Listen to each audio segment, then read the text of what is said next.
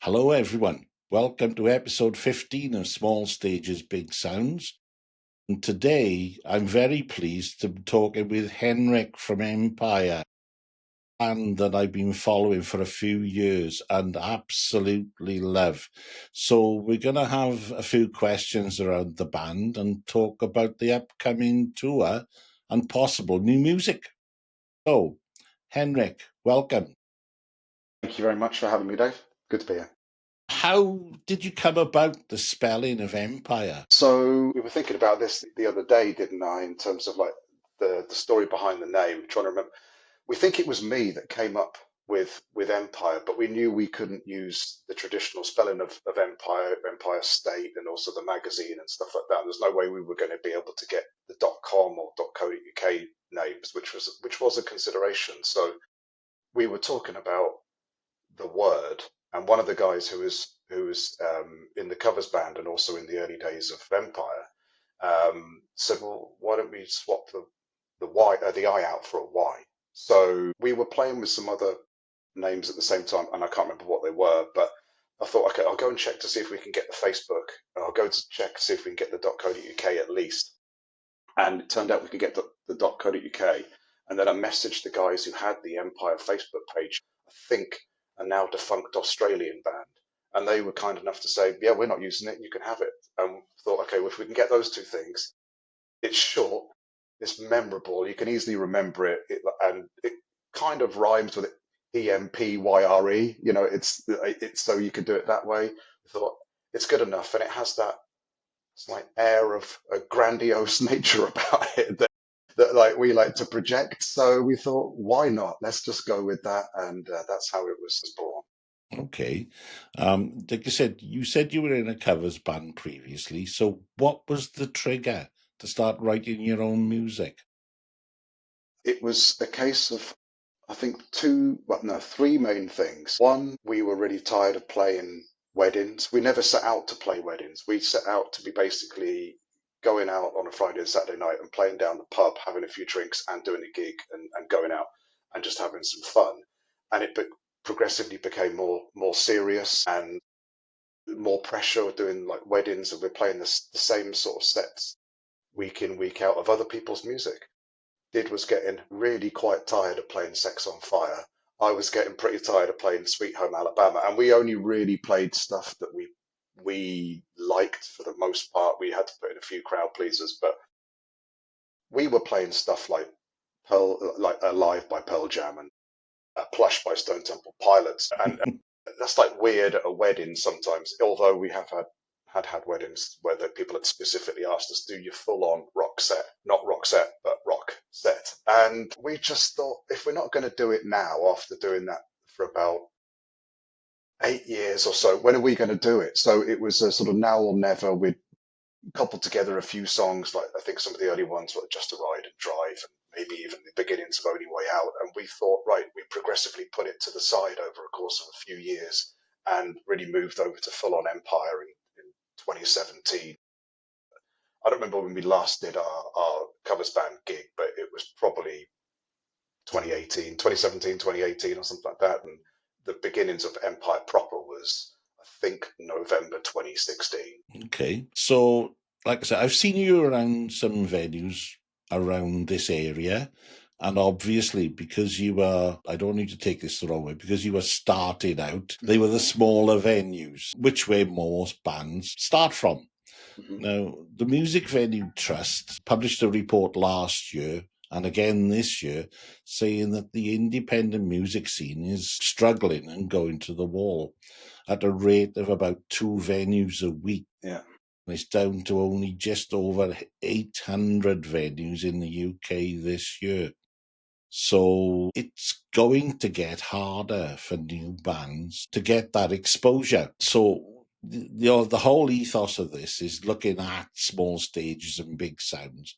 And I've seen you on small stages, and by God, you've got a big sound. So, I can see that you are progressing and the tours and the venues are getting slightly larger. Is there a plan to obviously go on to bigger things, but do you see yourself in that area at the moment, sort of the 400-500 capacity?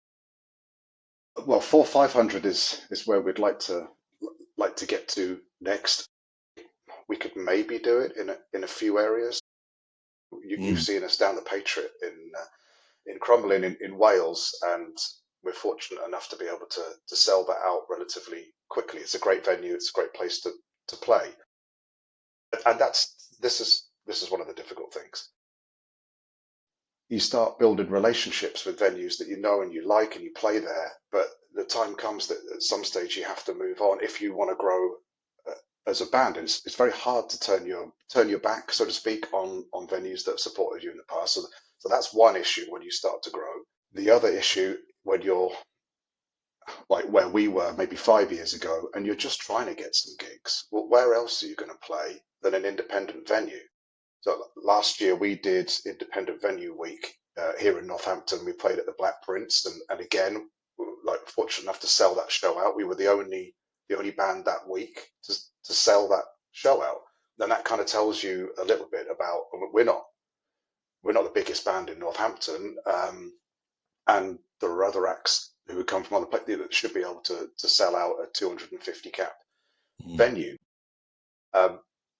We try to play in independent venues where possible, but then you get that problem as you grow and you need a bigger capacity, or you need a different tech spec, or in terms of what they can provide, or you've got to work with promoters who are gatekeepers to certain opportunities who kind of require you to play at a different venue, and then it's very difficult to basically find that balance, because someone's going to feel aggrieved somewhere.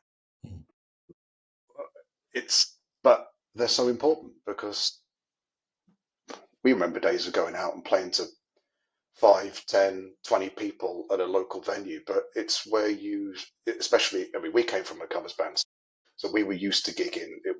We were pretty used to it anyway. But if you're not, then where else are you meant to get that experience? Because you're not probably going to walk into an O2 Academy night unless they're putting on something once in a while for a few bands where it's basically pay to play, because you've got to take a certain amount of people with you. So it's difficult. It's very difficult. I mean, I had a chat to Blaze Bailey, and he was saying that with both Spain now, he's finding that if he wants to sell 500 tickets, he would rather do 2 nights in the same venue rather than find a bigger venue, because with a bigger venue becomes the challenges of the costs of doing that. Yeah. So that was an interesting thought from somebody who's been there at quite a high level. And well, we're doing 2 nights at the same place in London next month, not specifically for that reason, but there's so many different considerations. It also depends on the type of venue, and a bit, like I said, like that tech spec. Well, your costs go up if you're trying to put on that kind of event, or to hire that venue. So again, it's finding a balance, and sometimes it is better to use a smaller venue twice. There's also the issue of some venues will take a percentage of a band's merch.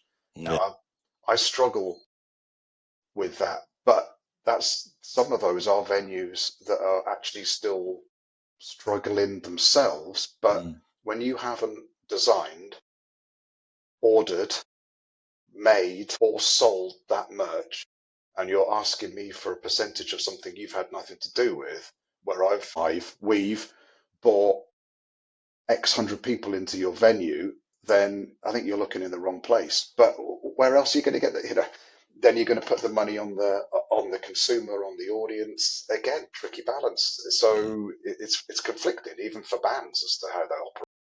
That's one of the things that irritates me to a certain extent, is the way that venues put on something up to 20-25% on top of the costs for the merch. But these venues, the smaller ones particularly, their profit margins are about 0.5%, and that's why they close in. So I can see both sides, but it does irritate me a little. Anyway, talking about smaller venues and knowing venues that are around, part of the Music Venue Trust thing was a work that they developed with an American company to come up with a website called Hereby. And I'm surprised that very few people know about it. So for no reason other than I think it's really useful, I tend to share that with everyone. So give me 2 seconds, and I'm just going to open up the website. I say I'm not familiar with it until you happened to mention it to me the other day. So Yeah, yeah. So this is what it looks like, and I've circled it into Northampton just because. And you can yes, see these are the venues in the area. And along the bottom, you can see the things that are going on. Now, there's two aspects to this, as far as I'm concerned. So one is as a band, and you're going somewhere you've never been before, then you can search to see what venues are in the area. The other aspect as well is, as a punter, if I was going on holiday somewhere and I fancied a gig, then you can look it up and see what's on. it's a site that I'm going to check out more. I've taken a brief look at it, and it's because I think there are various places as a punter you can go and you can find gig listings, bands in town, song kick, Yeah, some others, but yeah, they're not always that user friendly. To be able to choose the location, the specific time that you're going, yeah. and then maybe even a genre on top of that. But it is it is pretty useful to be able to I be mean, able to do that. And as a band, so we have two aspects. One, we have a booker, so they often give us a choice of venues we might look, but we also look at venues ourselves. I was previously using a spreadsheet and still do reference it from the Featured Artists Coalition, which is a spreadsheet of independent venues in the UK. So where I can check out, are they mm, an independent venue and what's the capacity of that venue in that town or city. mm. But yeah, Hereby looks like a great option, and I'm also surprised that not that many people have heard of it. Well, everybody I've spoken to, very few people do. And the thing is, as well, it's not just the UK, it's got every venue in North America as well. So if you were going away to Yeah, America and you wanted to find something, it's an easy way of doing it. seems like a good service. It's fantastic. And it's my favorite price. It's free. That's everybody's favorite prize, isn't it? Exactly in these days. So your music's been described as intense and atmospheric with a dark side. And I can see that. I mean, how do you approach your songwriting to capture that feeling? I think part of that feeling is just a natural thing that we lean towards. But normally the songwriting starts with a title or a phrase. If we're coming up with the lyrics first or just the general concept, a viewpoint, putting yourself in someone else's situation and opinion, those kind of things, or it will start with a riff. That could be a guitar riff or piano riff or just something that one of us has written, and we go from there. So they form in lots of different ways. I think it's just the way that we write and our influences in terms of that they often tend to come across as something that is atmospheric and intense. I remember one time when before we were known as a kind of an intense rock band, where I walked off stage and I asked somebody and said, "Oh, what do you think of that?" And their response was just intense. So and I was like, well, that's kind of exactly what I'm looking for. And I didn't know until that point that that's what we were looking for, or even what we were like. But that worked for me. It is very different. And like I said, I've been thinking about this since I sent these across to you. And I was thinking in terms of, well, it's a bit prog and it's a bit opera. So do you call it propera? It'd be interesting, yes. But the genre thing, maybe we'll talk more about this, but it's one of the difficult things. So, for example, but we may as well talk about it now or on the subject. Mm, We're not prog enough for Prog magazine, for example, but we might not really be classic rock enough for classic rock magazine most of the time. mm, And we have that problem, if you would call it that, in terms of if you're trying to genre define us, or for a radio station or a publication to say Empire fits this, or a Spotify playlist, or whatever it may be, we fall between the into those cracks, into the kind of grey area very often.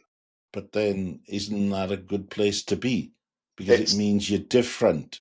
Yeah, from our perspective, it is. But if you're trying to get exposure, Mm. and if you're trying to play the game or just be part of that kind of thing of, okay, well, they're obviously rock, so they get put on rock radio stations. Or if it will be, it would be a case of, well, stations will play New Republic, maybe Relentless, the single, or those sorts of things. Whereas, and the same thing with Spotify, you're not going to get a Forget Me, An Only Way Out, or one of those. Not to mention the fact that we don't mind writing a song that extends beyond 5 minutes, which a lot of radio stations or streaming services for playlisting don't particularly like that idea. But of course, we like being different. We actively try to differentiate ourselves in a number of areas. You do it successfully. Well, hopefully, yeah. Well, I mean, It comes with its downside, but basically, yeah, we see it as a positive because we're trying to do that, but also maintain that thing of only writing what we like. We're not kind of battling the system. We're just playing what we want to play. well, so did everybody else that made it at some point. The Rolling In Stones, for theory, example. yeah, exactly. I mean, I was blown away at Steelhouse when I saw you there a few years ago, and I was glad to see you back on the bill the other year as well. That was the That's first a time we had a chat, wasn't it? I think Yeah, we had a it chat after was, the. yeah. And it was, like I said, it was great. I thought it was great for you. And everybody that I spoke to after, they said, so what do you think of it? But they said, wow. So, the people that were there enjoyed it, so you can't argue with that. Yeah, exactly. You recently signed with Kscope, so has that made a big difference to where you're going now? Not really a big difference I mean, they don't influence the music. They don't tell us what to do. We have a lot of freedom, so that's the good thing in terms of. I think the advantage to being with a label like Kscope is they already have a number of artists that cover a wide genre range, so they're not particularly saying, "Oh, you must be doing X to be on this label." I think what we hope from being with the label is that from an outside perspective, I think anybody that knows Kscope knows there's something different, maybe a bit special about the bands that they have on that label. Certainly, we hope that then by association, we're in some pretty esteemed company that it'll be like, oh, well, there must be something different and interesting and new about Empire. And that's one thing that attracted us to go in with them because it again, it differentiates us from everybody. You know the scene that we're in at the moment, and we have a foot in that camp, but we have a foot in another, again, sort of genre fluid is what I would describe it as. We are genre fluid in terms of you never quite know what you're going to get with us, whether it's prog or opera. I mean, your album launch at the cinema was rather unconventional. What made you decide to do that? Well, that was one of my favourite things that we've ever done. So the idea came about because we were at a gig and somebody apologized that they weren't going to be able to make it to one of our acoustic shows because they were going off to a listening party for, it was either Miles Kennedy or Alter Bridge, and they were flying over to the States for that. I just thought about that for a couple of days and thought, listening party, well, who else on our scene and how many other little bands like us do a listening party? And yeah, we could set something up in a room that looks like a cafeteria and, you know, get the little boombox out and play the CD before, but that's just not the way we want to do it. So I think it was Grant and I in a car and we were brainstorming what could we do? Where could we do this? Should we do it in London? Should we do it at hometown? And somebody came up with the idea of Northampton Filmhouse. And I think whoever that was, immediately I was like, that sounds right for us. So I inquired, I went down there, They happen to have like I think about 80 seat cinema, still massive widescreen. And I thought, well, we could do just a listening party, or we could put up visuals. So I talked to them all about the sound and about the visuals. We had the Relentless video made at that time. And aside from that, I made all the other videos I made a video for every single track on the album, including some that we were already making, and then made a rudimentary 5.1 mix of all the tracks so we could use all the speakers within the cinema. Bought a optical lead, managed to hook it up to the laptop, got a wireless keyboard so I could control it from the front when we were doing a Q&A and basically stop and start everything that was going on behind us. It was a lot of work, and it was pretty complex in terms of I was going back and forth between the cinema 2 or 3 times to test the mixers, test the visuals, make sure the visuals were in the right aspect ratio. But it was really nice one afternoon where I could just sit down at the cinema by myself before we did it and just watch Relentless and watch the hit and run video with the cinema to myself, and they were adjusting the 5.1 sound on their system. Well, I was okay, can we have a little bit more at the back? Can we have a little bit more? That kind of stuff. And then somehow that day went off without a hitch. There weren't any sound issues. There weren't any visual issues. It was mega stressful because we had a gig at the Black Prince that night to play the album live for the first time. But it was quite a day. And again, it was something that we thought, who else is doing this of our level? And it's like, and who's doing it to that level? So, I know I'm sounding like I'm bigging us up, but we were actively trying to do something that other bands would struggle to do. Well, like I was thinking about you saying that then. I think that's incredibly talented for you to be able to do all that. I It's a mean, lot of work and a lot of learning and a bit of luck. yeah. So as a matter of that, then what's your day job? Recruitment, nothing to do with any of those things. You've mentioned writing about the darker themes that go on in people's lives, and a lot of people write their life experiences. I mean, the one thing that comes to me, because you mentioned about it, was Hit and Run. And Hit and Run resonates with me because I moved away from my hometown for it's only 10 miles away from where I live now. But every time I go there, I think, God, my school's a housing estate. Mm-hmm. My first job was in the leisure centre, which no longer exists. And you can see where Hit and Run would resonate because there's nothing or no one there that I know. But do you still feel it's the same place? Yeah, But yeah, it's also a completely different place that's yeah, foreign to you now. yeah. So that was the moment for me. So I was born in the UK, but I lived in Denmark. I'm half Danish. I lived in Denmark between the ages of about 17 and 20. Went to college there, and we had a reunion like 10 years afterwards. Um, we were all having a meal at a restaurant, stepped outside just to go and have a little look around. It was a sunny day, just like it is in the Hit and Run video. Like the sun's coming down, and I was standing in what effectively is their kind of market square, town square, and looking around and thinking, okay, well, that used to be that, and that used to be that. Oh, that's still there.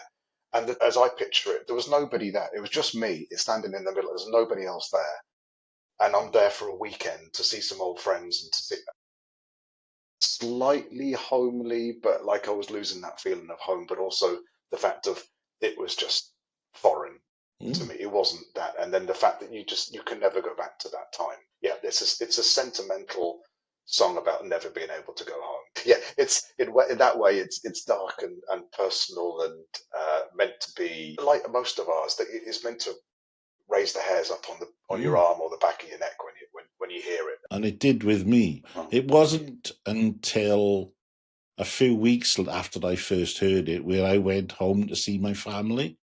Mm-hmm. I've got brothers and sisters still living in the area.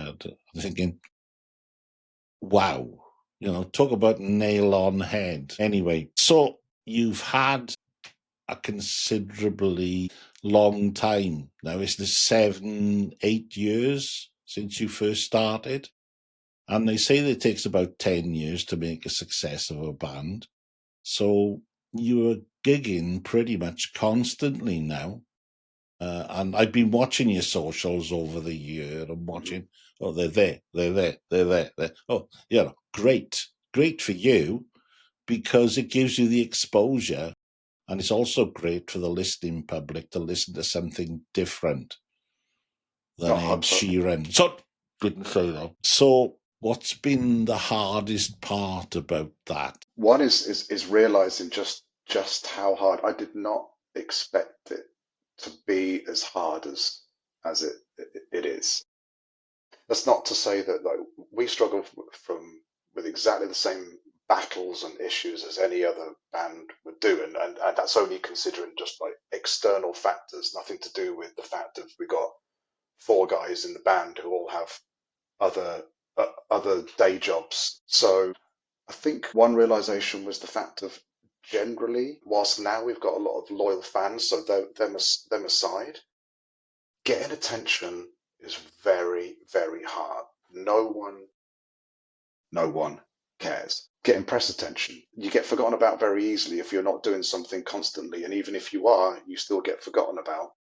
Radio, I mean, again, we touched on it. Like, so we're not a Spotify friendly band. We're not Mm, necessarily a radio friendly band, and we have had a reasonable amount of press, but keeping all of that moving and trying to say, hey, don't forget about me today it's very tricky. And then you've got to get on festivals and you've got to get gigs and you've got to be able to get people to shows. You've got to be able to do social media. You've got to be able to write songs and record songs whilst you're doing all of these things. You hear every musician talk about it these days. It's just like, mm. oh, how the hell are we going to do all of this? And we don't have a team around us. Like we've got a label, but the label only get involved when we're going to release something.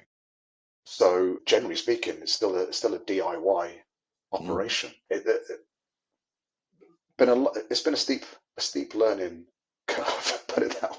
Well, like I said, you'll always have me in the area. You know that. Not a problem. And if you like, we could have a chat at the end of the tour to see how it went.